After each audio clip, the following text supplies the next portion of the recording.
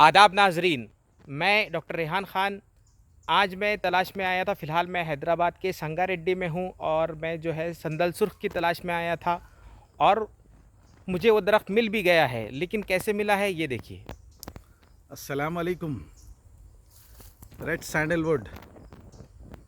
तो ये है अब्दुल वहाब भाई जी, इन्हीं की काविश पर मैं यहाँ पर आया हूँ और सिर्फ़ इस दरख्त का वीडियो बनाने के लिए आया हूँ। तो अब्दुल वहाब साहब की तरग़ीब पर और उन्हीं की मेहनत का नतीजा है कि आप हज़रात की खिदमत में मैं इस दरख्त की मुफस्सिल शनाख्त करवाऊँगा इंशाअल्लाह।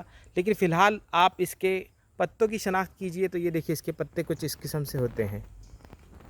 इसके पत्ते जो है वो गोल किस्म के होते हैं, नोकीले नहीं होते, जैसा कि मैंने आपको जो है दम्मुल अख़वाइन हिंदी के दरख्त में बताया था।